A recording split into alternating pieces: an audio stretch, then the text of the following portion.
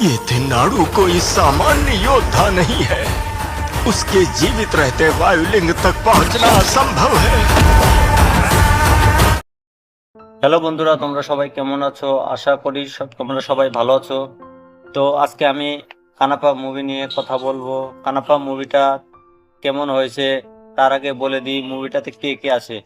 বিষ্ণু বাঞ্চু, অক্ষয় কুমার, প্রভাস, মোহনলাল, মোহনবাবু, আরো অনেক অনেক স্টার রয়েছে।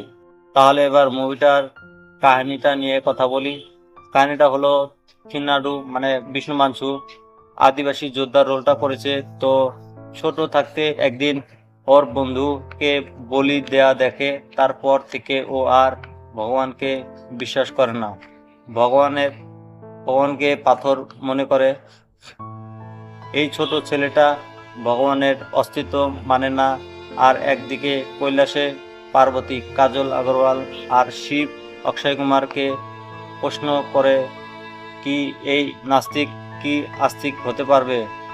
তো কিভাবে নাস্তিক থেকে আস্তিক হয় থিন্নাডু, এটাই মুভিটাতে দেখানো হয়েছে।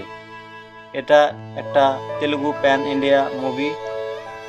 এই মুভিটা 3 ঘন্টা 2 মিনিটের একটা হিন্দু পৌরাণিক কথা। এই মুভিটা আমার খুব ভালো লেগেছে। যদি মুভিটার ভিএফএক্সের কথা বলি, ভিএফএক্স টুকটাক ভালোই আছে।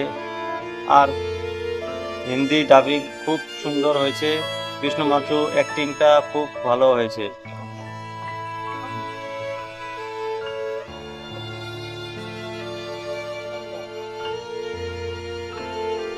মুভিটা খুব সুন্দর হয়েছে। তোমরা যদি মুভিটা দেখতে চাও, সামনে সিনেমা হল আছে, যায় তোমরা দেখো মুভিটা। দেখার পরে তোমরা কমেন্ট করে বলো মুভিটা কেমন লাগছে।